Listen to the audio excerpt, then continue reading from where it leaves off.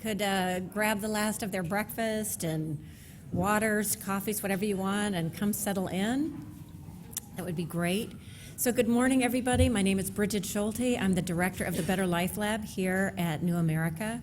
And we are so excited to be talking this morning about this project, our Men in Care project. It's been a long time in coming. At the Better Life Lab, our key mission is gender equality. And for the longest time, I think nationally, we've thought of gender equality as really focusing on women and their advancement in the public sphere, at work, getting a job, economic opportunity, advancement, and that's all critical. That's all really important. But then you look at all the statistics, and women are really stuck. Labor force participation has stalled.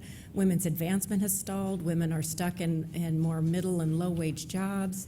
And so the conversation is always, well, then what do we do? How do we fix women? Do they lean in? Do we negotiate better? Do you just need more confidence? And really, what we've been missing in a lot of that national conversation is the flip side of looking at gender equality, not just in the public sphere at work, but looking at gender equality at home and in care. So much of what holds women back at work is care, the care responsibilities, the care demands, which are frankly the key to what makes life worth living. And yet women are often punished for that or held back at work. And so a lot of what we wanted to understand here is then how do we move toward more gender equality at home when care is still so considered an expectation of something that women do. When you look at time diary data, women are still doing the bulk of childcare, a lot of the housework, sometimes twice as much, spending twice as much time. And that really has a huge impact on their ability to spend time at work or compete in the public sphere. And at the same time, men are stuck at work, having a very difficult time sometimes making the time for care. So what we really wanted to do is dive into men's experiences. We wanted to understand, what do men experience when it comes to care and caregiving? What are some of the attitudes they run into? Some of the barriers that they might run into that prevent them from giving care? And what are some of the incentives that we can begin to pour more oxygen into? Because we'll never have gender equality at work until we have gender equality at home. So as I mentioned, this is the first of a number of reports that we'll be releasing based on some nationally representative survey data and some very intensive focus group data. So this morning, what we'll do is we'll have a presentation from two of our report authors, followed by a brief Q&A about the data, any kind of specific questions that you might have about that. And then we'll be following that with a panel discussion where we can really dig into paid leave policy, we can dig into people's experiences, and that will also be followed by a robust question and answer. And then we'll finish up right at 11 to get everybody out and back to work. So we couldn't have gotten here without a lot of our friends and partners and supporters. I wanted to thank, we have some of them here who helped us with the report and doing some of the reviewing, which really helped make this particular report better. We have had a lot of supporters and partners like the Robert Wood Johnson Foundation, so we're very grateful for all of our partners and supporters. So with that, I would love to turn it over to my team members and the report authors, Amanda Lenhart, the Deputy Director, and Haley Swenson, who is our Director of Editorial Innovation and All Things Good. Thanks. Great. Good morning. I'm so delighted to be here and have the opportunity to share this research with you. As Bridget said, it's been a long time coming. We've been working on this for more than a year, and we're just so grateful to have the opportunity to share it with you. And as Bridget said, this is from a larger study that looks at men in caregiving broadly. And this particular piece that we're going to focus on today looks at the policy side, men and leave, particularly paid family and medical leave. And so I wanted to start off today just quickly running us through what's the paid family leave landscape right now in the United States. So as most of you in this room probably know, the United States is one of very few countries in the world that offers 0 weeks of paid family leave to its residents. What do we have? We have the Family Medical Leave Act. It was passed in 1993, and it offers 12 weeks of job-protected but unpaid leave to people in certain circumstances. So you must have worked in for your employer for at least a year, and the firm needs to have at least 50 people in order for you to be eligible. So into this sort of relative gap, we have American states sort of jumping in and starting to offer these benefits. Right now, we have 4 states with active paid family and medical leave programs. That's California, New Jersey, New York, and Rhode Island. And we have about 5 more coming online. We have the District of Columbia, Washington State, Connecticut, Oregon, and Massachusetts. And it should be said that all of those policies and leaves across the state are quite different. They have different lengths of leave, they have different parameters around who's eligible, they offer different amounts of sort of wages and replacement, though it should be noted that almost all of them offer partial wage replacement as opposed to full wage replacement for their residents.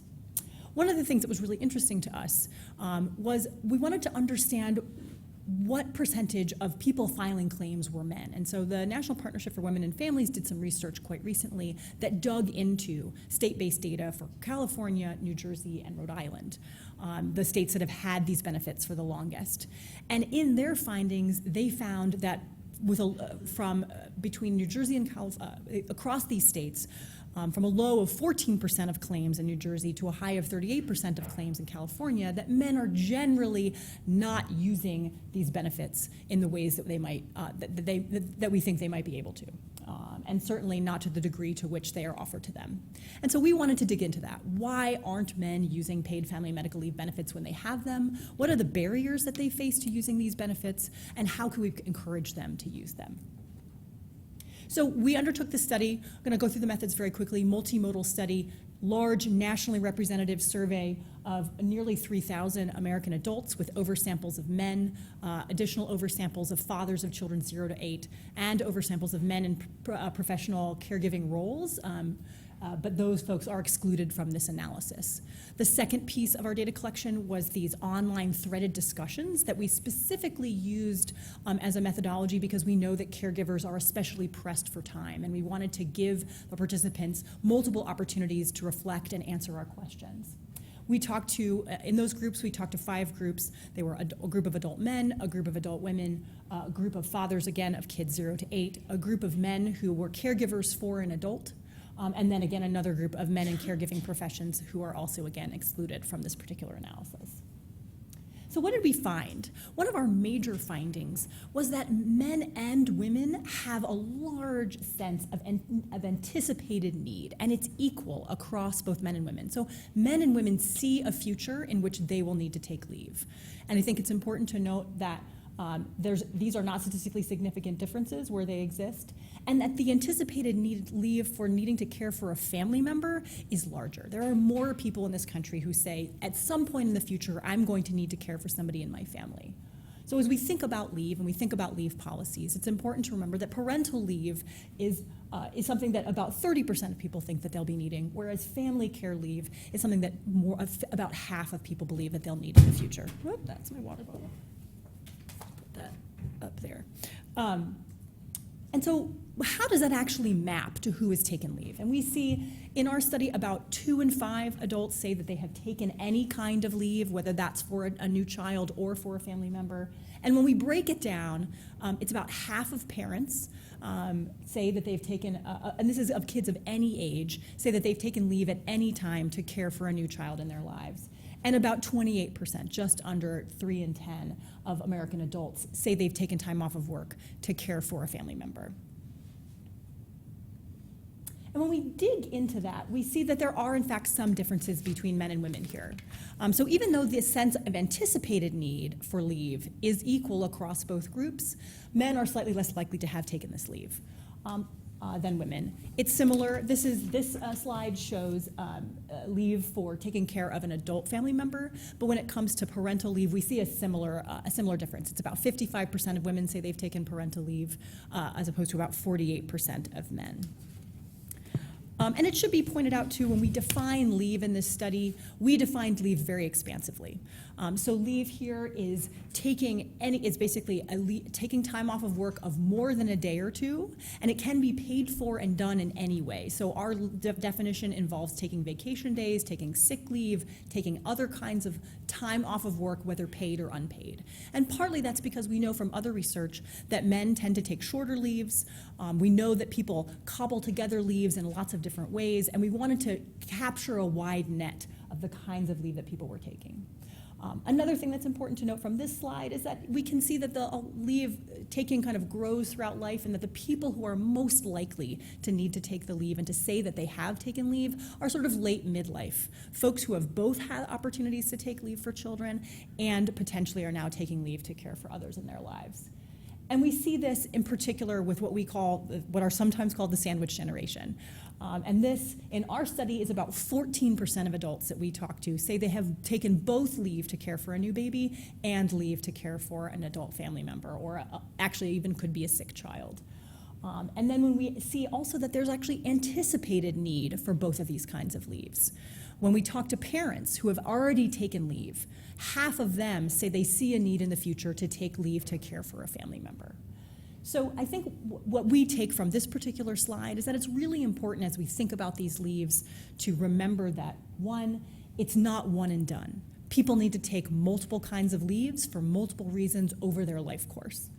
And that if we're thinking about constructing leave benefits and constructing leave policies, we need to make sure that we allow people not just to take parental leave, but also to take leave to care more broadly. And with that, I'm going to hand it over to Haley to bring us into the rest of the findings. Great, thank you. Thanks, Amanda.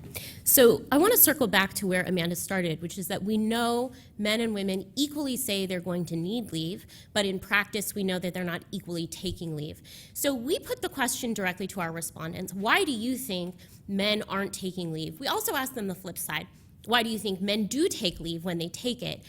We gave them a series of options and then asked them to say, do you think this is a major reason, a minor reason, or not a reason that in this case men are not taking leave? And I think we see really overwhelming support here for the idea that the main reason men aren't taking leave is financial concerns. That's overwhelmingly the top option that people said. This is across race, class, gender. This was the top choice.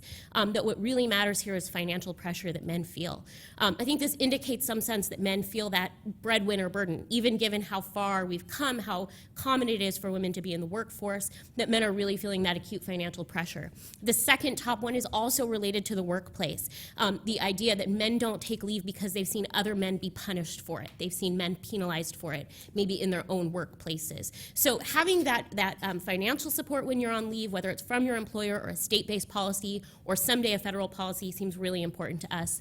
A lot of the other options that people chose and ranked fairly highly relate to norms around them. So maybe not just in the workplace, but what do their family and friends think about taking leave? Are they supportive? Do they need to take leave because there's nobody else to do it? You know, that's one of the reasons. When it came to why people do take leave, people gave really sound moral reasoning, that they take leave because it's the right thing to do, or they take leave because their partner needs them to do so and needs to stay at work.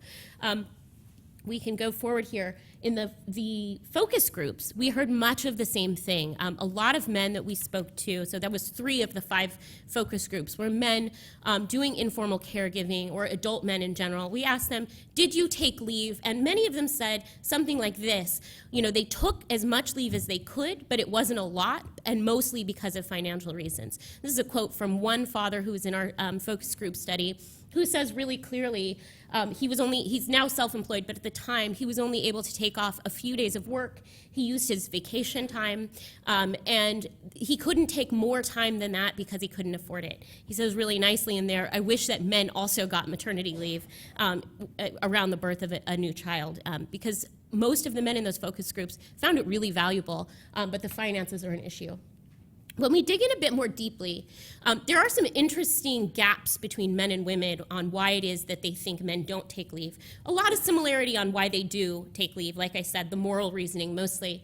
But women feel more strongly that a lot of these are major reasons men aren't taking leave. And I think there's some really interesting gaps where we see the biggest difference between men and women. And this is something we'd really like to dig into further because it's quite telling about a sort of gender difference, about thinking through these very issues we've been talking about throughout the presentation today in terms of men needing more to step up more at home and women having more time for work. Some of the biggest gaps are around things like he just doesn't want to be a caregiver, or he thinks someone else will take care of it. Women much more likely, by about 14, 12-point differences, much more likely to say those are reasons. Men are a little more skeptical. They don't think that's it. So when people are taking leave, are they being paid for it? And if so, how much of their regular salary? This is really important because, as we've seen here, there's such a focus on finances for when it comes to men taking leave.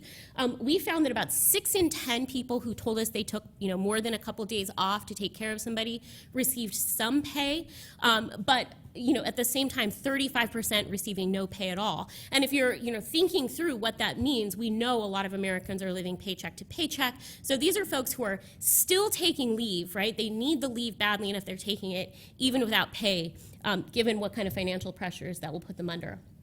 Now, here's something really interesting. When we looked closer at this, we found that there's a gender gap here. So even though men are less likely to take leave overall, when they do take leave, they're more likely to be taking a paid leave than women are. Women are still taking more unpaid leave. Now, we don't think that this is about sort of outright gender discrimination in the workplace, that men are being offered paid leaves and women at the same employer are not. I think there's a lot more complicated story going on here. One might be linked to the gender wage gap, the idea that and sort of gender occupational segregation, that men are already in higher paying workplaces, offering more competitive benefits on the whole than women are, but also that a lot of women may not consider leave to be a choice, but something that they have to do whether it's unpaid or not. Certainly around childbirth, you can see how that would happen, but I think that that's especially true when it comes to thinking of an individual couple deciding which one of us is going to take leave. We know that because of the gender wage gap, men in those couples are going to be earning more. So if somebody has to take time off from work and not be paid, it could be reasonable to have a woman in the relationship do that. We also ask people, how are you covering leave when you take it, since such a large percentage are not being paid their full salary while they're taking leave. And this is really troubling. I think a lot of people are relying on borrowing money, taking money out of their savings, taking from savings they need for health needs, being very scrappy in order to afford their leaves. But what we see here is those who are sort of not receiving any pay at all, relying on all these strategies much more so, probably not surprisingly. And then when we look at low-income families, so these are households that make less than $30,000, we know these are the households least likely to have access to any kind of leave at all. They may not be covered by FMLA. They certainly probably don't have the paid leave offerings from their employers. Nonetheless, they're still finding ways to take leave. When they do take leave, borrowing money is a major strategy for them that those households making $30,000 aren't faced with. So you can think about the long-term financial health of these families and the toll that leave is taking. So just to zoom back out and sum it up, we know that men are taking leaves, at least when it's defined in these short bursts, so there is an interest in taking time away from work to help with care, that financial concerns are a majorly cited reason. Workplace support is something that men feel they need. Support from their family is something that they feel that they need. Those economic pressures may be stopping men from taking leave when they're not necessarily stopping women from taking leave. It's a different sense of priorities that we want to be able to tackle and figure out a little bit more. And that those economic pressures may not be affecting high-income men as much as low-income men, and we really need to pay special attention to that not all men have the same resources, right? And so if we want to get men involved, we want to make sure we're including all men in that conversation. And finally, takeaways for 2020 and beyond. We want to make sure that our research here leads to certain actions, right, that can ensure that all Americans have a better shot at taking the leave they need to give care to their families. For policymakers, it's really important that a policy for paid leave, especially as momentum grows at the federal level for a national paid leave policy, think about men and including men in that process, because you can imagine the sort of gender equality fallout of having a leave policy instituted that only encourages women to take it, the further stigma around women taking time off from work and men not doing the same. We also need to account for multiple leaves. That's something Amanda touched on a lot. Men and women both, and men are actually more involved in family caregiving, caring for elders than we've seen in the past, really growing numbers. We want to be able to take that into account. A policy that's just parental leave is going to miss a huge level of need that both men and women are citing here. For employers, workplaces, and managers, workplaces need to model taking leave, role models having sort of management take leave and talk about themselves as caregivers can be really important. And in the absence of that federal policy, workplaces that can step up and make sure that workers aren't losing out on their pay when they're doing this really important family work is critical. I think we ran a little over time, but do we have time? Let's take at least one question. There's a lot we couldn't dig into here that's in the report, so I encourage you to read the whole thing. But maybe we can clear up any confusion that came up or answer any questions here before we turn to the panel.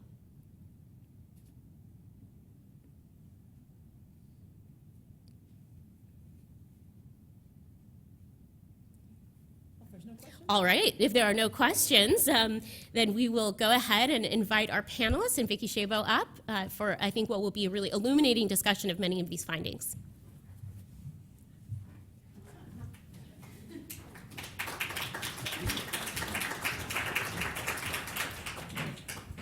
Great. Well, we are going to dig in here over the next hour or so into some of the themes that we saw in the research. And really understand how those manifest in the lives of people, employers, and what those implications are for society in terms of gender equity, race equity, economic equity. So thank you all for being here. It's great to see such a lovely and diverse crowd, actually. Usually when we do events on paid leave, it's all women. So I think we're already fulfilling some of the promise here. So my name is Vicki Shabo, and I'm a senior fellow for paid leave policy and strategy here at New America. And I'm going to introduce the panelists really quickly, and then we're going to dig in, and we'll have some time at the end for questions. So to my immediate left, I'm one of those people who's bad at right and left, but to my immediate left is Councilmember Robert White, who's an at-large member of the Council of the District of Columbia. He serves as the chair of the Committee of Facilities and Procurement and the Committee on Labor and Workforce Development. When he ran for office, he was a huge proponent of the paid leave law that was currently being debated in the district, and has been a true ally and champion on the council as that policy is being implemented.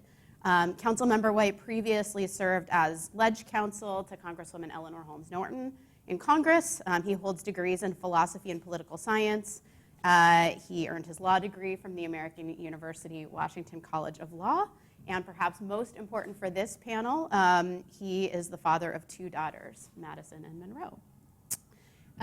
Next, we have Jennifer Philpott. She wins the prize for coming the furthest today. She traveled here from London to be with us. She is the Chief People Officer at White & Case, which is an international law firm. And she's responsible for the talent strategy, human resource operations, and employee engagement.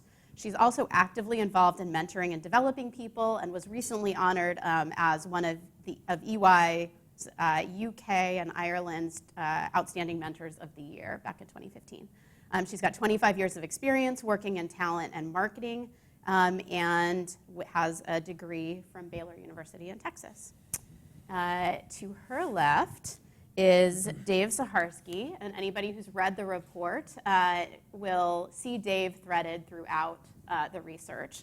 So thank you for sharing your personal stories, both as part of the research product itself and here today with us. Dave is Vice President for Business Development at National Health Rehabilitation, which is a national physicians group based in New Jersey. He's got extensive experience in healthcare administration, and holds a BS in psychology and sociology from St. Joseph's University in Philly, and a master's degree from the University of Central Florida. And he lives outside Philadelphia with his wife and his daughter, Ellie. And I left your wife out of it, council member, but you two have one. I understand. That's great. No harm intended there. It's somewhat of work. And last but certainly not least, the person with the shortest commute. He came from just downstairs in this building. We've got Joseph Reed, who is Senior Policy Advocate at the National Community Reinvestment Coalition, which is a national coalition of more than 600 community-based organizations working for economic fairness. Before NCRC, Joe was a policy analyst at the Washington Bureau of the NAACP, which is where we met when he was instrumental in helping get the NAACP to pass a resolution in support of national paid family and medical leave. And he's worked on a number of issues in Congress around race and economic justice. He was also recently appointed to the Prince George's County Commission on Human Relations, which is fantastic. So he works on civil rights policy and enforcement at the local level as well. He's got a BA in public relations from Hampton University, a graduate certificate in legal studies from Georgetown University, and an MA in government from Johns Hopkins. And he too is a proud husband and a father of 2 children. So welcome, everyone. This research comes at a really critical moment, and even more critical in these next couple of weeks. There's a bill that purports to be a paid leave bill being introduced in Congress today that falls short of some of what we are looking for here from this research and policy. There's a White House summit next week. There's a lot of activity happening.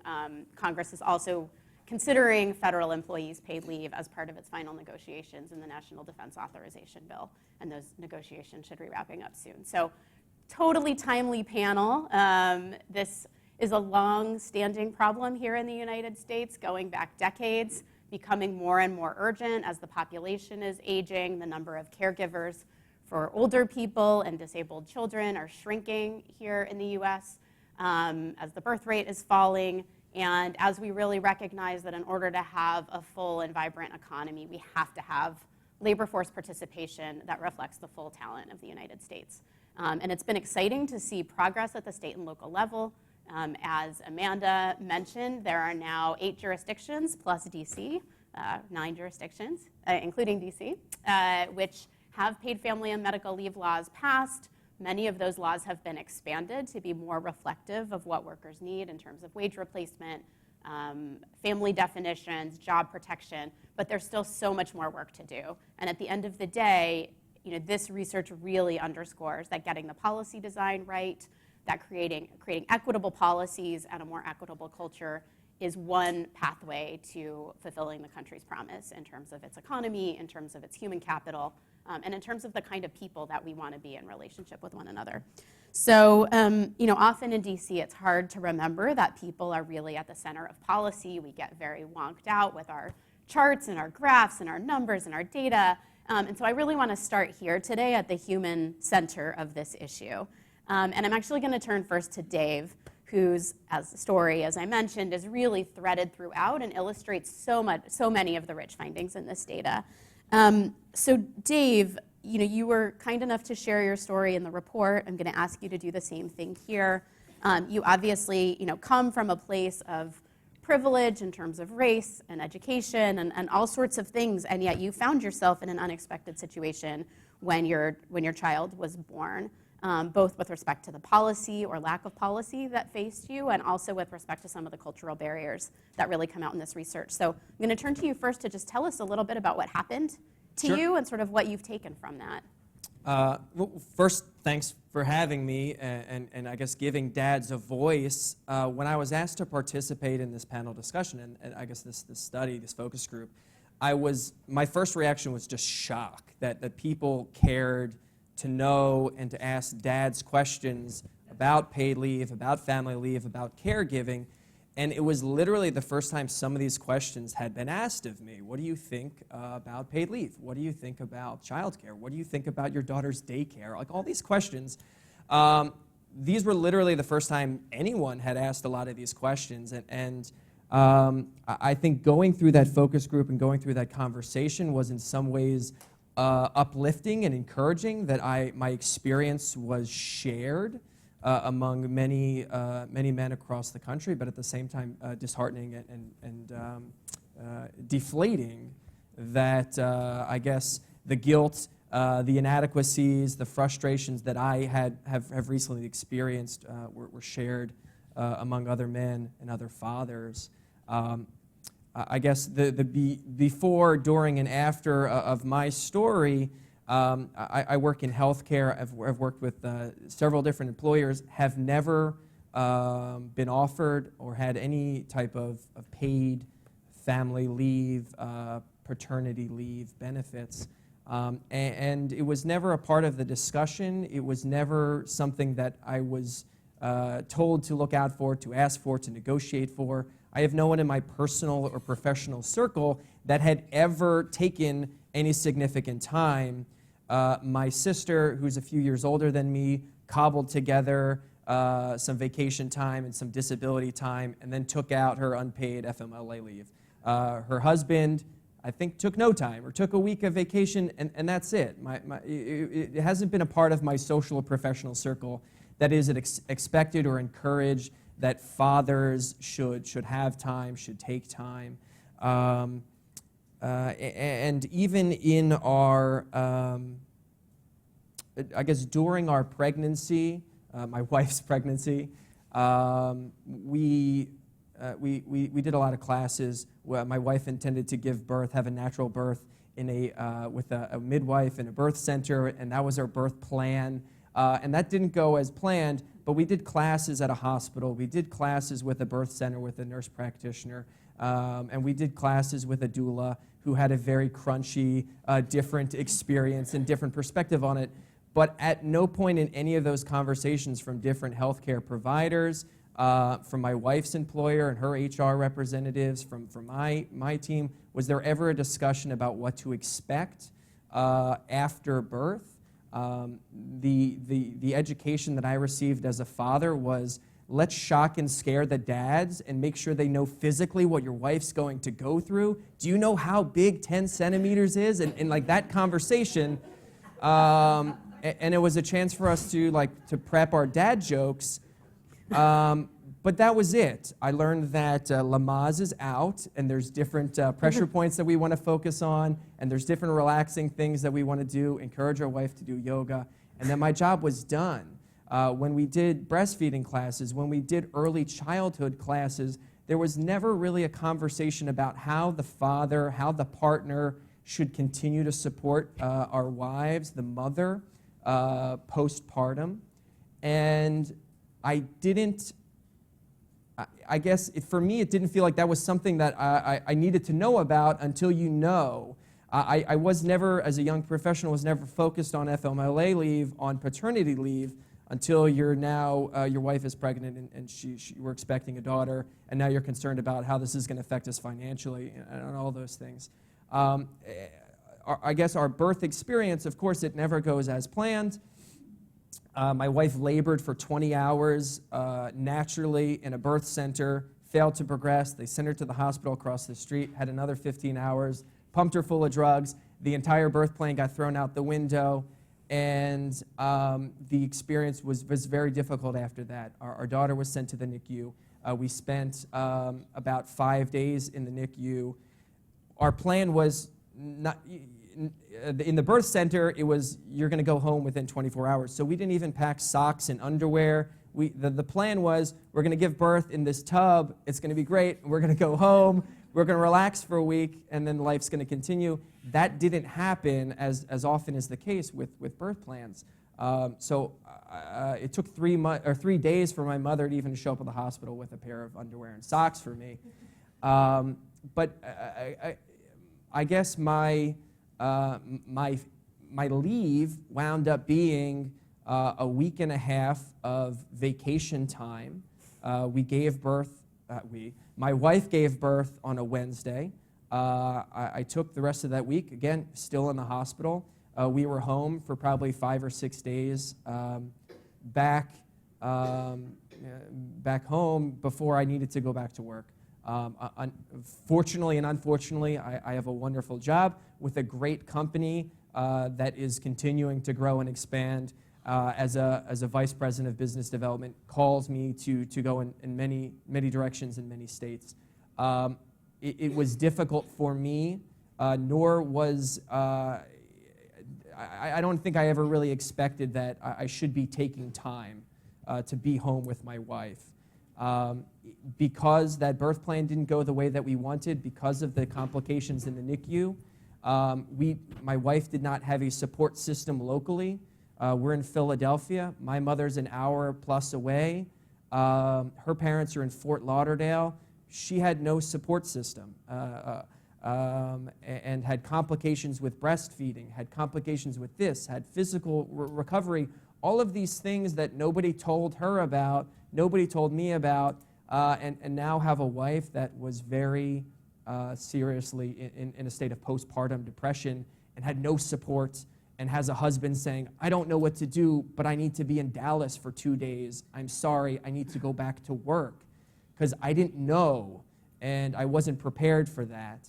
And it was a struggle for us. My wife cobbled together 3 months of leave through vacation time, through some short-term disability. That almost didn't happen, and we didn't find out about that until halfway through her pregnancy.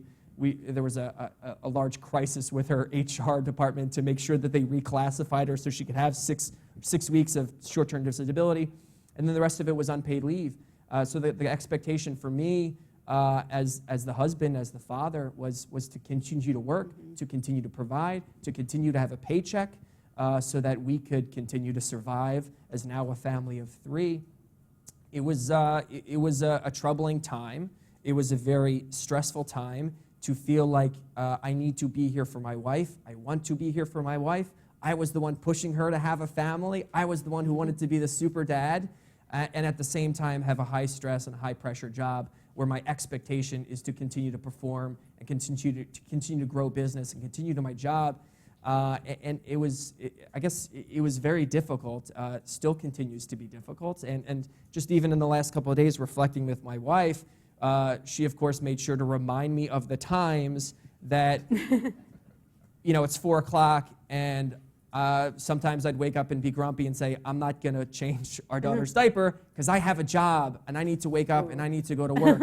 And shame on me, and she's right to remind me of that. But again, I think I think other men have unfortunately been conditioned to think about, my job is to be the worker.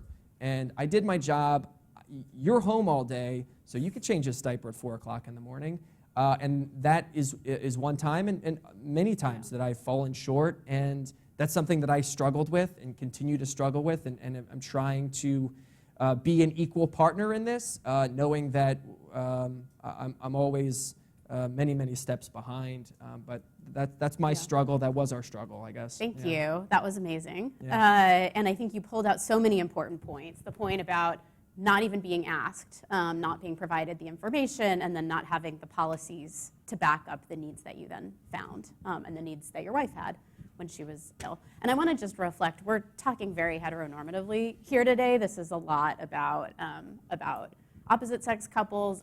There's a lot of research that's, not a lot, but some research that's starting to evolve on same-sex couples, and I think it'll be interesting in the future to examine that. I know, Jennifer, we can talk some about same-sex partners in the law firm. But before we do that, Joe, I'm going to turn to you to zoom us only just slightly out. So I want to start with your own personal experience, also becoming a dad in an organization where you, I believe, were the first person to take paternity leave, and sort of what that meant to you, both as a person and also as a professional in an organization that was fighting for race and economic justice. And how you sort of parlayed your personal experience into the resolution at the NAACP and into the work you're doing at NCRC around economic justice and community investment. Right. Well, this is an issue that's near and dear to my heart. As you said, I worked on this issue for years when I was at the NAACP, and as I was working on it, I was shocked to learn the statistics around paid leave. I think most people are not aware, we heard some of the stats in the report, but a lot of people aren't aware that 85% of workers in this country do not have paid leave. Now, if you're like me, you probably did that math in your mind and said, okay, 100 minus 85, oh my God, there are only 15% of people in this country who have paid leave, which is ridiculous when you think about it. All American workers are the backbone of our economy. How could these companies not provide this sort of protection for the workers? And again, if you're African American, that actually becomes much worse as we like most people, most communities who actually are placed in that situation, you have to choose between your job and your economic security or the health of yourself or your loved one. And for African Americans, I'm trying to think the exact stat, but if we were to lose a job, on average, it takes about 3 months or more after a job search to find a job. Now, if you combine that with the fact that 30% of African Americans have no savings at all, that becomes problematic. The choice then becomes like logical. I think I'll probably just stay at my job and just like work it out, or lose my job and do unemployment. But again, that only lasts for so long. So knowing those stats, I was so thankful to work in an organization like the NAACP, where we actually had a paid leave policy, and at NCRC, where we had the same thing. And when I was at the NAACP, you were right, I was one of the first people to actually utilize the new policy, because it had been revised, where you got more time. And let me just take you on a trip back to when my wife first got pregnant. This was 2009, the era of Yes We Can. A different era. Totally different era. I miss it. But I was a 20-something. This is our first child, of course. And my daughter was born on July 6th, 2009. Her name is Julia. She was supposed to come on July 3rd, but that didn't happen. It was 3 days of labor. 3 days. My wife had to have a C-section after all those days of like just being in labor, and it was a tough process. It was really tough. And she, like, thankfully, is a teacher. So again, July 6th, she's in the middle of summer vacation, so she has some time home, but she wanted more. Because again, recovered from a C-section and all the drugs they pumped her full of for the epidural. She was able to get, using the 10 sick days they gave her as a teacher, 10 sick days for the birth of a child, which I've been told is actually good for a teacher, which surprises me. Then she had to use all of her vacation days. Then she had to use FMLA and tap into the teachers union sick day bank, where she would still get paid. So she had to cobble all that together just to have her paycheck. And for myself, I had just started a new job. In fact, I started 2 weeks after my daughter was born. And this was a small consulting firm, so they had no paid sick leave. And even if they did, I probably wouldn't be able to take it since there were so few people there. And that was like what you were saying, Dave. I understand exactly what you went through, because I felt the same way.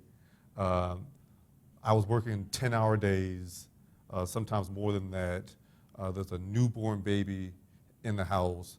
My wife is trying to recover from this surgery, from giving birth to a child, and I'm out talking policy, just feeling bad. But fast forward 3.5, 4 years later, my wife's pregnant again. This time I'm at the NAACP, and I don't know why we like to have children around the holidays, but my son was born, Joseph Jr. He was born December 24th, 2012. Yes, Christmas Eve baby. He's about to turn 7 soon. And my wife, again, she's on Christmas break, so at that point, she has a little time, but not as much time as the summertime, to be on leave. So she had to do the same thing, FMLA, cobble all these different policies together just so she can take off. But thankfully, since I'm at the NAACP now, and they have a month-long policy now, which is pretty impressive, I took full advantage of that. But because of my job, I was working 12 issue areas at the NAACP, 12 issue areas, and I was afraid of falling behind on my work. I decided, and shout out to my former boss, Hillary Shelton, for doing this, I was able to come in in the morning, after taking my then three-year-old daughter to daycare, work for a few hours, maybe until about 11, come back home. By that point, Joe's cycle was he would wake up around 12 o'clock, and we had to feed him again. So I was in time for feeding him. I could take the baby off of my wife's hands, and I didn't have to work on Friday at all. And I was able to do this from January all the way to I think the end of March. And my wife's leave ended at the very beginning of April. So it ended up working out perfectly. But that's a situation I wish more men were able to find themselves in. Yeah. Because I was able to bond with my son in a way that I did not get to bond with my daughter, being home, seeing like some of her first, like everything. And Yeah. I just wish this policy was, we had a national policy, Yeah. such as the Family Act, which you kind of referred to before, and a few other pieces of legislation, but this Yeah. definitely needs to be. Well, Yeah. so interesting, in both of your stories, it strikes me the level of awareness and education that your partners needed, as well as that you needed to be able to figure out how to cobble together all of those different pieces of time, really speaks to a level of sophistication and engagement and an ability to speak up for yourself and to really figure things out, which I think reflects why in this data we see so many people who say that they didn't take leave or that they had fewer experiences, particularly if you look at less educated, lower income workers. To your point, Joe, the ability to take flexible leave or to be able to work part-time really hinges on the kind of job that you have. And so if you think about workers who are frontline retail and sales and hospitality and jobs where you really can't work part days or work remotely or where schedule control doesn't exist, that's a luxury. And so, paid leave is one piece of a policy spectrum that we really need to be thinking about when we're thinking about how better to create gender equity and just livability in our existences around the times when families need care and beyond, where you are also dealing with daycare and other issues, childcare and other issues.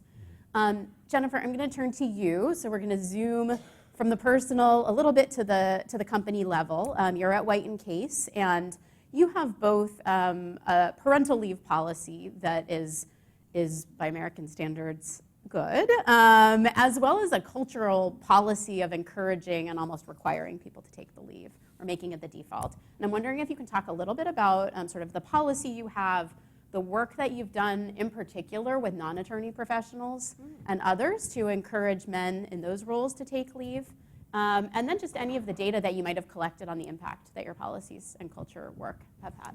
Yeah, and as I was sitting here listening to you all tell your personal story, I thought there were a few holes in my bio that would be important to tell you about, because I think it was really influenced my perspective on the work that I'm doing now with White & Case. My family moved to Mexico when I was 3 years old, and I was brought up in a very traditional environment in southern Mexico. As you can imagine, there were very defined roles, male and female, both in the home, in the school environment, and then further through life. I then moved to the United States to both study university and work for the next 10, 12 years before moving to the UK 15 years ago for what I thought was going to be a 3-year assignment, and ended up now has been 15. I'm also a British citizen and in a relationship with a British man with 4 children. So I have 3 male stepsons and a stepdaughter who have also influenced my perspective on things.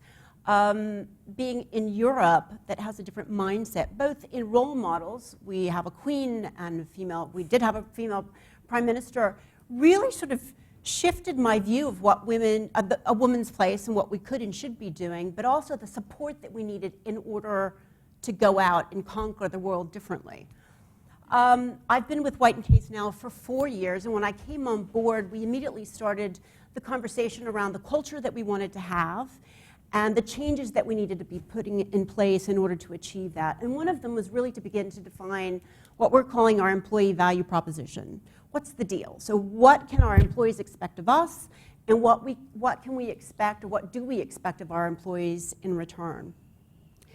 As a result of beginning to define that, we started looking at our policies. Now, I'm not going to say we were enlightened to the point of looking at parental leave policy. Part of the reason that that came to the front was that we had a very vocal employee group. We had a group of associates, particularly in DC, that had been raising the flag saying, look, even what we have for maternity isn't enough from a support perspective. But equally, we think you need to be thinking about parental leave.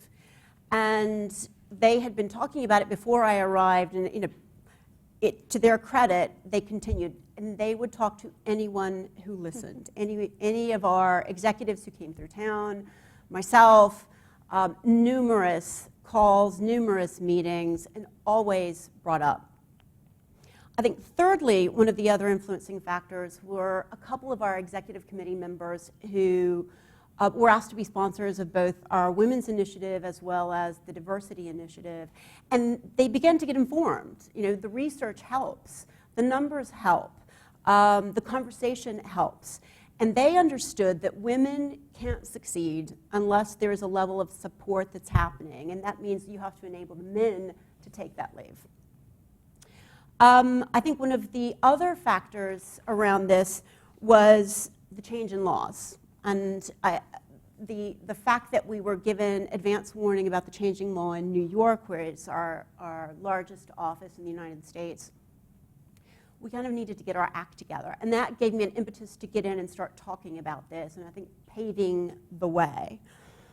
I think that the next one was around communication. So this wasn't me walking into the boardroom and saying, guys, I need you to approve a new policy. I think years of experience, having worked in partnerships at both Ernst & Young for 17 years and then coming into this one, I knew that I needed to do a lot of stakeholder engagement. So I started to pick off individuals one by one, and at the end of it, I had spoken to 50 people before I ever walked into the boardroom. I spoke to every practice leader, every office executive partner, anyone in the United States who I knew had a loud voice, either for or against. And what I needed them to do was to hear the policy, touch the policy. They didn't have to agree with it. We could at least debate it. But I could check it off at that point. So when I walked into the boardroom, finally, after about 18 months of socializing this, and the chairman asked me, who knows about this, I went down the list. I actually started with that. I was like, I've got a list of 50 people who know about this. And no one said no. No, not all of them said yes, but no one said no. I think it aligned with that communication and sort of that stakeholder engagement that we did. I think when we finally launched the policy, we did so with a great deal of guidance, which I think was what you were mentioning. We wrote guidance for both the employees as well as for the supervisors in the organization, meaning partners, as well as the business services professionals, manager and above, who would potentially have a team of individuals. For the supervisors, it was a bit around why we're doing this. So purpose is really important, and helping people understand that allows them to buy into it in the first place. And then secondly, the how we're implementing it, and we added in a long list of do's and don'ts. Do ask these questions, don't ask those. And by the way, one of the big don'ts was you can't refuse this. When somebody comes in and asks for their 12 weeks of leave, you must say yes. What you can do is negotiate when it's taken and how it's taken, particularly if they're the non-primary caregiver. So we've allowed it to be taken in any block, including one-day increments. You can take every Friday off for an entire year, if that's what you and your supervisor deem to be in your best interest, as well as the organization's. In the guidance that we did for the employees, we put in a lot of messaging around the support that we were also providing. We have a very rich portfolio of benefits, but our people didn't know about them. They weren't transparent. We hadn't published them online, so there was a big question mark about what do I have. We also put in there a lot around their responsibility about approaching their supervisor and making this easy for them as well. So I think we kind of circled the wagons, provided them with the medical care, the just-in-time, daycare, as well as coaching, the profession of law is based on hours, so the off-ramp and then the on-ramp back in to ensure that you get your hours up, that ensures in turn that you're successful and we're still on a path to partner, really, really important. So we provided that for both the primary and the non-primary caregivers as well. And last but not least, you know, I'm just going to say there's a level of persistence that is required. I got knocked down in a few of those conversations, but I think both my belief in this was the right thing for us to do, as well as my willingness to get back up and fight another day. Because I was fighting for the right thing, and I was fighting for the employees of the organization who also really, really needed this. And I thought that, you know, this is one of those first policies that can be a banner in the changes that we want to make across the board in the culture that we're trying to create. And it really has been a catalyst. We're now going to start looking at other policies and how we are either rightly or wrongly differentiating there, and how we can equalize and do more from that support perspective. That's really helpful. And I wonder if you can just talk a little bit about any return on investment that you've seen so far, whether you've got data or sort of anecdotes, and how you're laddering up the positive stories about leave taking within the organization to help even reinforce that culture. And look, further. absolutely. I think in the first instance, it is the story. It's only been in place for 2 years, so I think we launched it in March of 2018 and made it retroactive for the previous 6 months. So anybody who had had a child in those previous 6 months had the right to come and ask for the 12 weeks of leave. What we have seen, and I've got numbers here, so the total number of associates that asked for leave in 2017 was 34, and it increased to 64. So that, if I did the math correctly, is about a 68% increase. And the ratios, interestingly enough, in 2017, it was 40% male, 60% female. And in 2019, it reversed. 60% of the associates that asked for leave were male and 40% female. Now, the numbers for business services, not quite as good, but strong and moving in the right direction. We also have a smaller population of business services people in the US. We had 22 people ask for leave in 2017 before the policy, and 36 this year to date. So that was about a 40% increase. And it's improved from, it was 18% male and 82% female in 2017, and it's now 25% male and 75% female. In that time frame, we've had two of the males who went on leave make it to partner. So it's early days. I mean, the path to partner is long. There are a number of individuals in the pipeline. One of the initiatives that is coming out off the back of this is us bringing more career clarity to our associates. And so saying we need to start having conversations with them at about year 7 in terms of what their path to partnership looks like. And in doing that, we also uncovered that we needed to ensure that we were doing even more for those that were taking the leave, the time out of the office, and we weren't penalizing them either from a career perspective, from a bonus perspective, because you guys have been talking about the financial aspects of this. So talk in another year, and we can give you, I think, more data. But right now, I think there are numerous positive stories, and I think particularly for those, you had asked me about hourly workers in business services.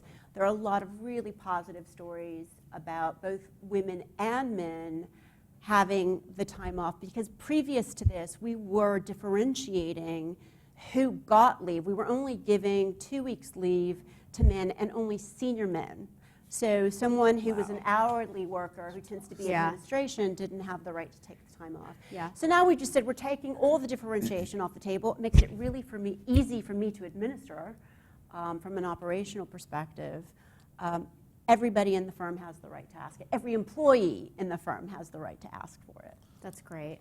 Just on the numbers, the business services, and I could have asked you this before, so you may not know the answer, but what is the gender balance of people in business services so that we can better understand the ratios that you're talking about for leave taking? Do you know? It is slightly, I would say it's almost 50-50 if you discount the administrative support, so the practice support, the secretarial support, which tends to be a fairly large number, although changing rapidly as AI is coming into play, and a lot of what may have been done previously is either being offshored or we're doing more with technology. So it's interesting to see how those numbers are shifting, and as we have more men in the organization, they're also That's great. asking for the leave. Thank you.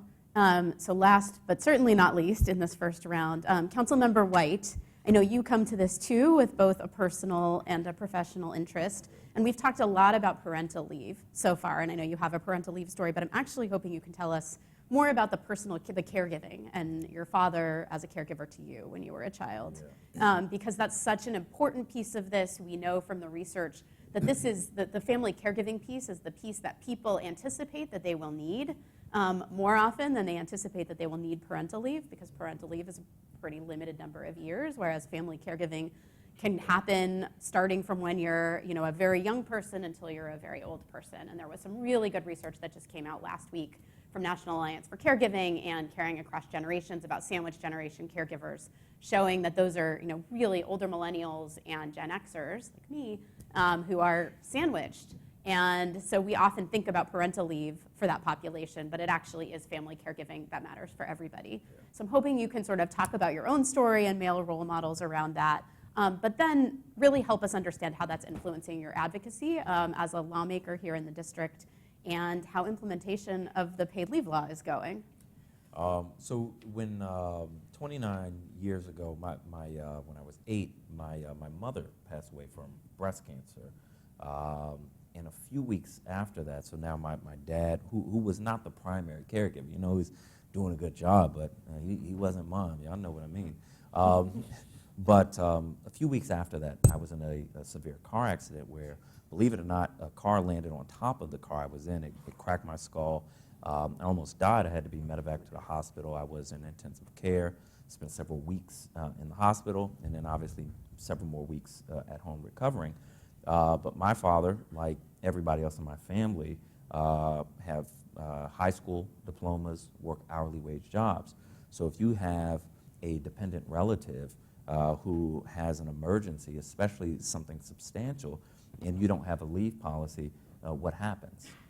We were lucky because of two things. One, my family has a village, so there were people from church, there were other family members. Everyone was kind of tag teaming to make sure that I was good. And also, I have a brother who was involved in the car accident as well. He was not injured as badly, but he was 9, and so he had to be taken care of as well. So one thing that was lucky for us is that we did have a community. The other thing that we were lucky about is that my father had an understanding employer, and there are still parameters, and one of those parameters is if you work a wage job, you don't get paid while you're not working, nor can you generally afford to take a whole lot of time off work. And so that was a very difficult sacrifice for my dad, for my family, and it's something that you don't anticipate. But as I got older, I look at my father and his siblings, all of them really struggling to make ends meet, and both my grandparents, their parents had significant declines in health. And then there's this situation that's very common for folks, and very, very common for black families, where life expectancy is lower, incomes are lower as well, and so you're trying to figure out how can you possibly take care of an aging or ailing family member where you can barely pay rent, you don't have leave. It just doesn't really make sense, and nobody wants to go through these things, but many of us will, and we can't plan on it, nor can you just depend on the hope that you'll have an understanding employer, and sometimes even an understanding employer won't be able to necessarily figure it out. So when I started campaigning, which coincidentally, my wife, I worked for DC government for our Attorney General, Carl Racine. My wife found out that we had decided I was going to run for office for the second time. I lost the first time. And so I had to submit my letter of resignation. My wife found out the day before that she was pregnant with our first child. She didn't tell me until I got home after I submitted my letter of resignation, because she knew I wouldn't do it. And so, you know, one of the main issues at the time in the city, when I'm running for office, is this paid family leave, and I have this historic family perspective. I also have a now pregnant wife who is an attorney for the federal government. They do not have paid leave. You know, we're trying to figure out how we're going to manage maternity leave, and you know, and so I recognize that there's you know, I don't like to value the difficulty of doing paid family leave on the local level. This is something the federal government should be doing. They can make money, we can't, you know. We have to raise it, and so it's going to hurt somebody. But at the end of the day, what I had to always tell people is, it's not a question of whether we need this, you know. There's just no question. Some of us are privileged to be comfortable that if something goes wrong, we can figure it out. We can pay for a caregiver. We can take time off work because we're at a high enough level. But there are many people in the District of Columbia, primarily people of color, because the wealth disparity is outrageous here, who just don't have that option. And you can't have a city where people of color or people who work hourly wage jobs are the ones who can't take leave. And obviously even others struggle. So there are so many ways that we have to look at this. And so the district created what is not a perfect program, but the best that we can figure out so far of creating a leave program where parents can take 8 weeks of leave for a newborn child, where an employee can take 6 weeks to care for a family member, or 2 weeks to care for themselves.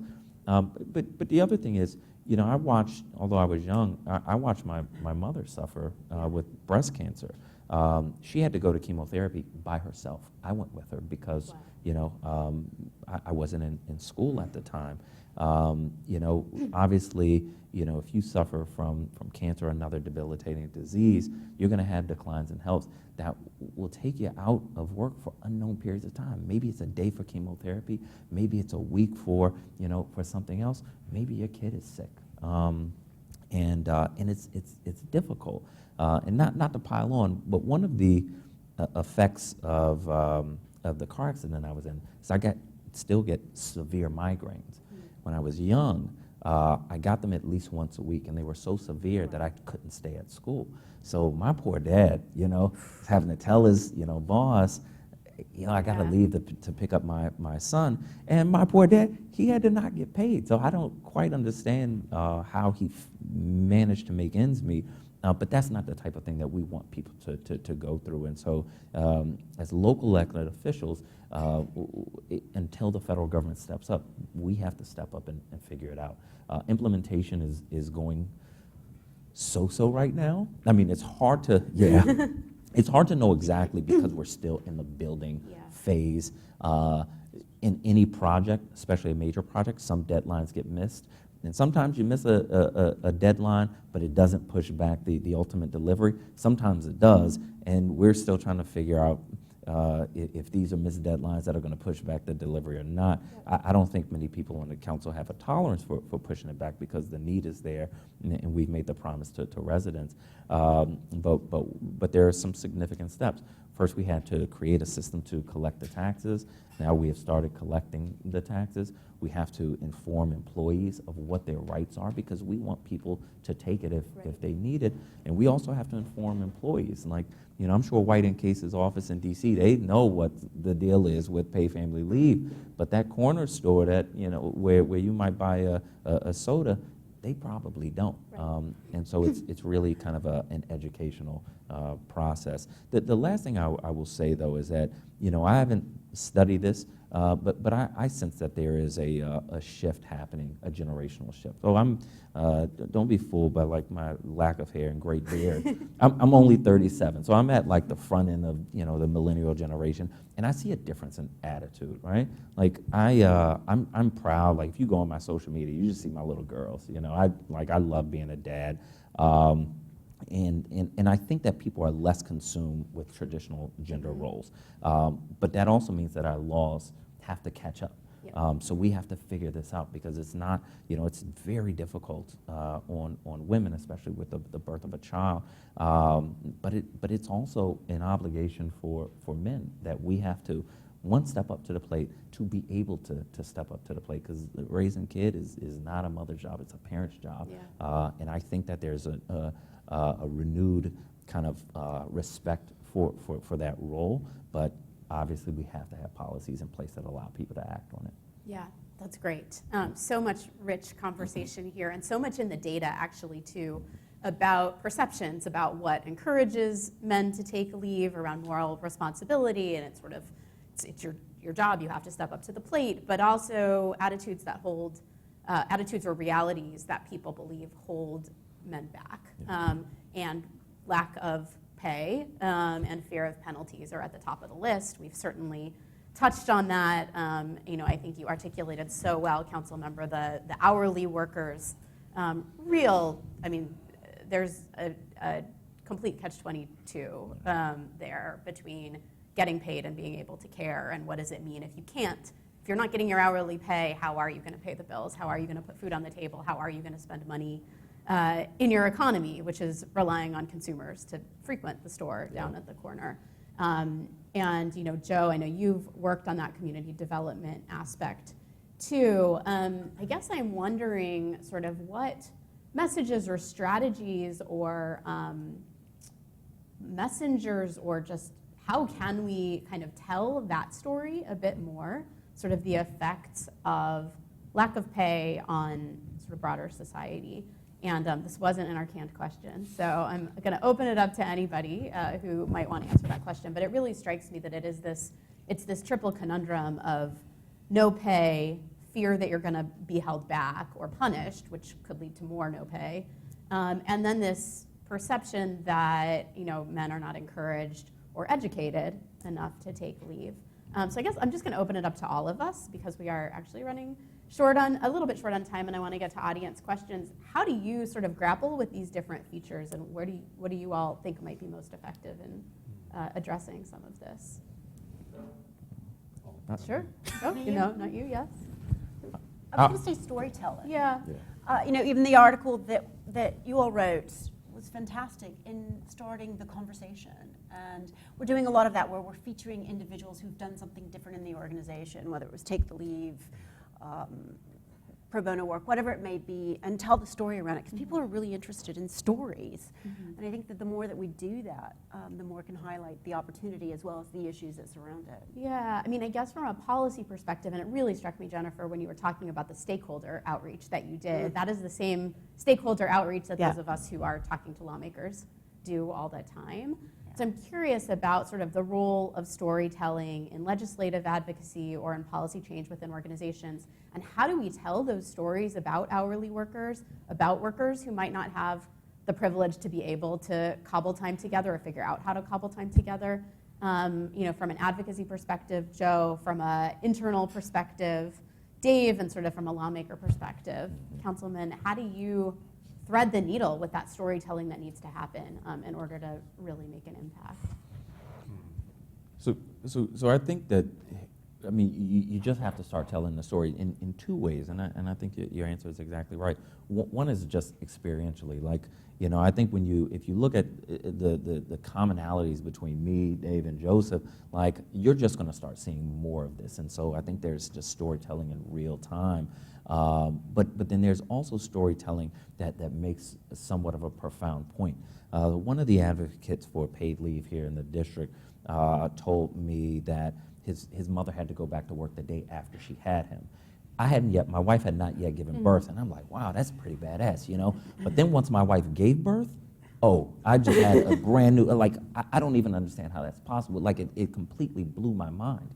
But it's not exactly uncommon. It's not that it never happens. And so I think that stories that really illustrate how devastating the lack of policy can be, they really go a long way.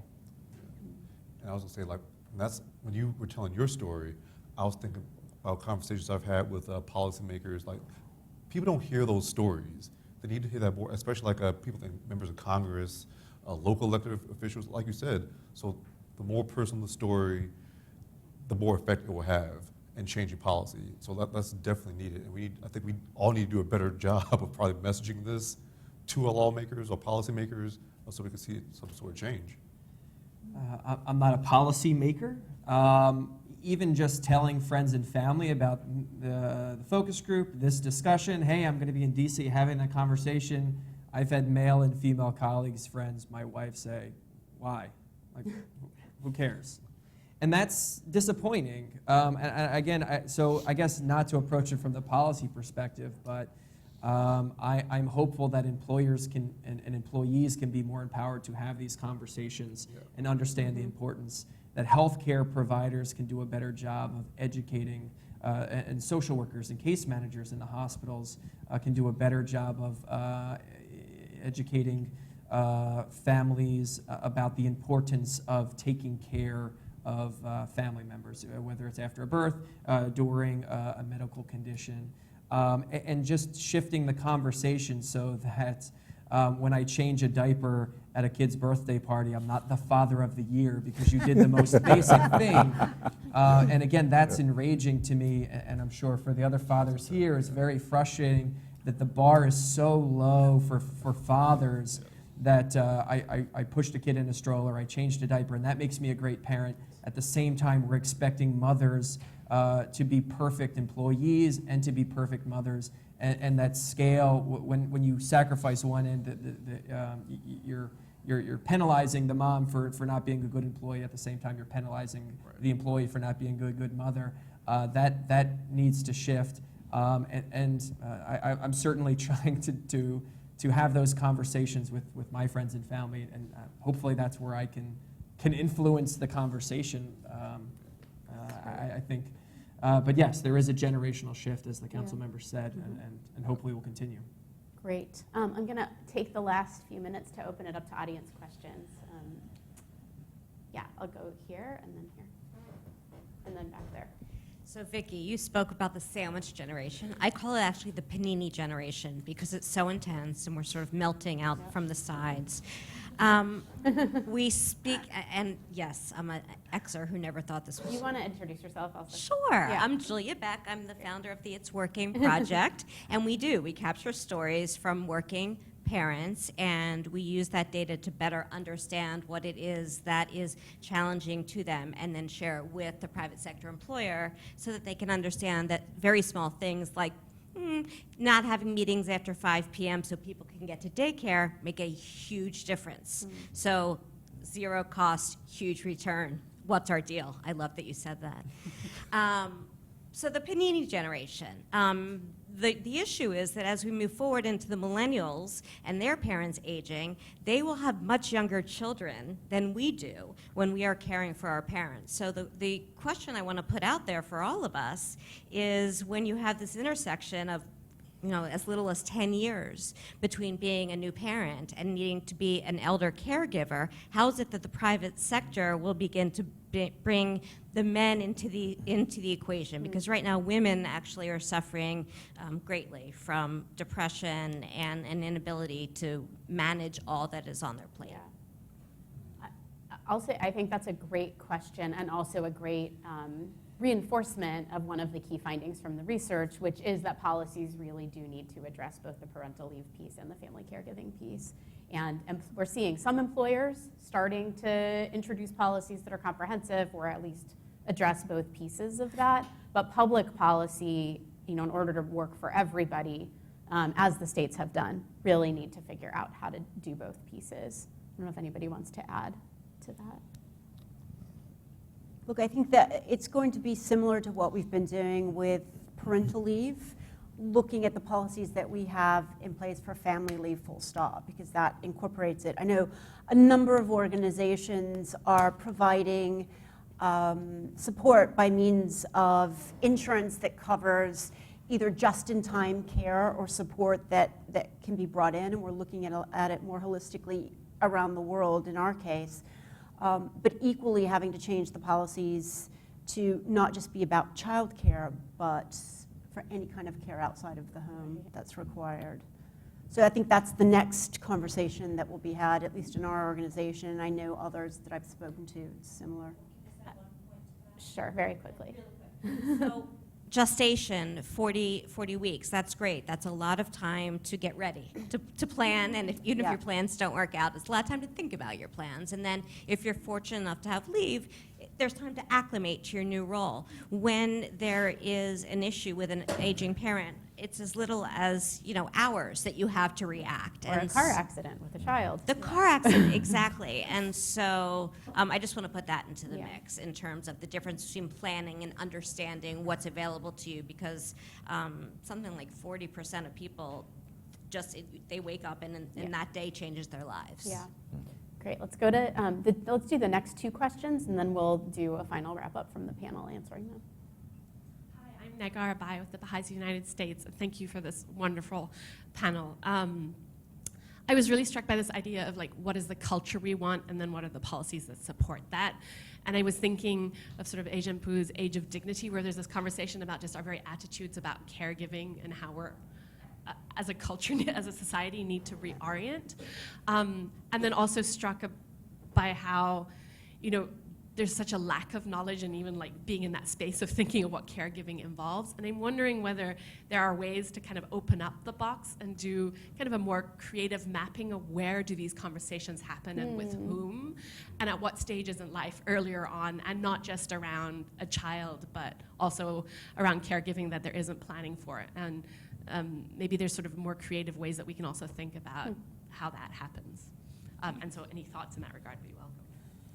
Well, let's go to the last question just so that we get it in, and then we'll wrap up and answer the questions.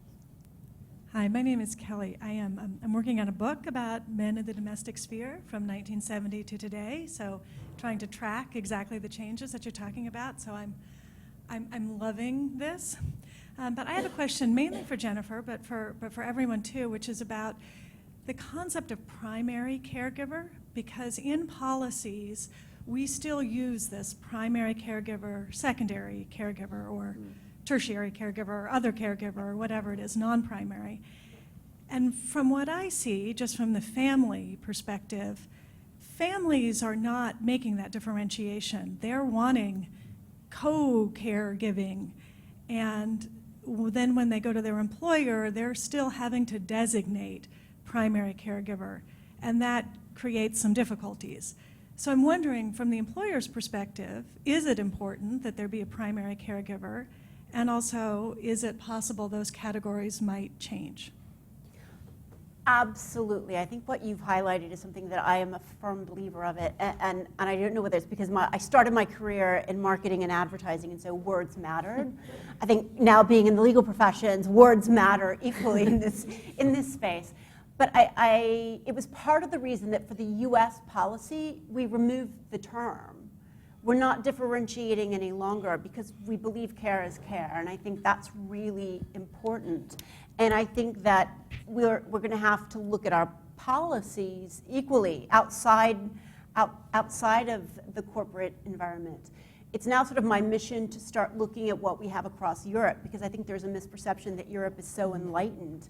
And it isn't, because we're still differentiating. I think except for the Nordics, even in the UK, where you have up to a year with probably, I think, 6 or 7 months of that paid partially by the employer, partially by the government, there's still a differentiation. And so even as the non-primary caregiver, you have to decide who's going to stay at home. We're saying, we've got to get rid of the language, and I think that's coming. It's in debate, and it's important that we look at it both within the government sector as well as in the private sector to change the language around it. And then how we talk about it, because that will influence the story.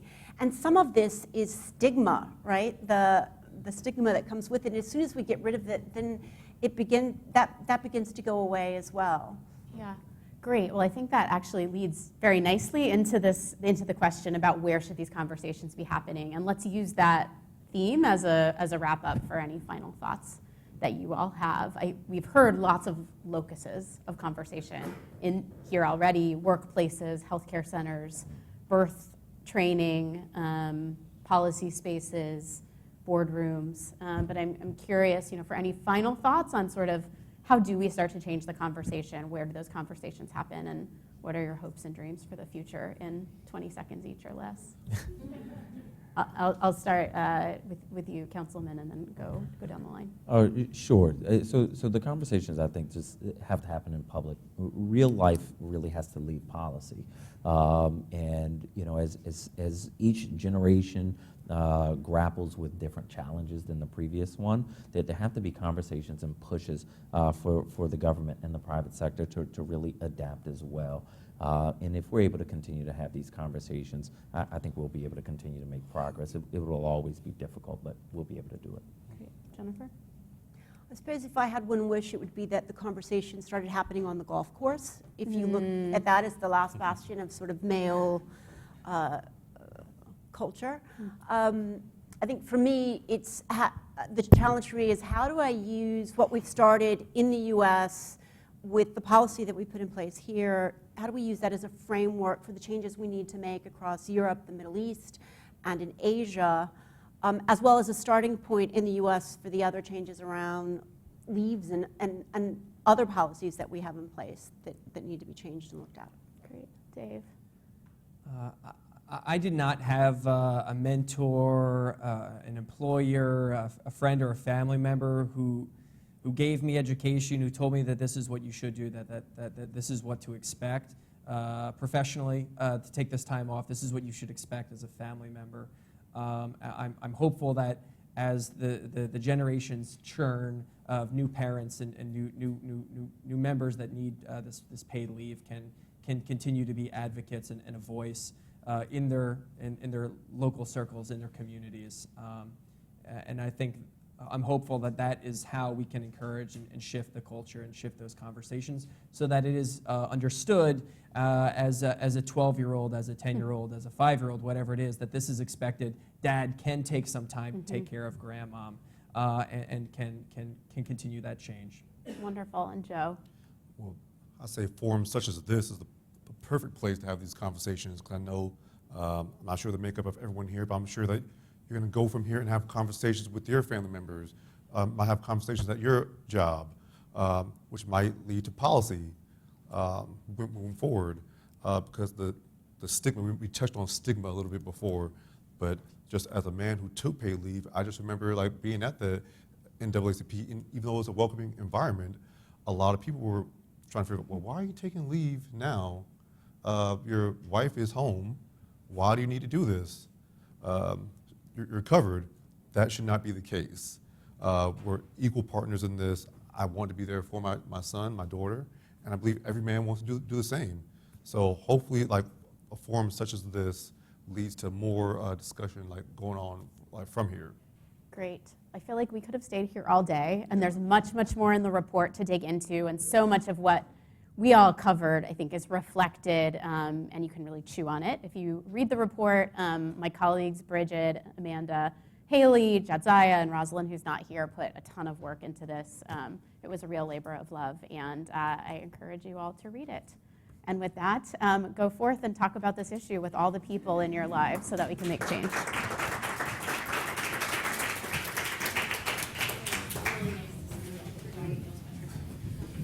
All right, thank you all so much for coming. We'll be moving out into the lobby. We've got another event coming up quickly, so if we could take our conversations out into the foyer, that would be great.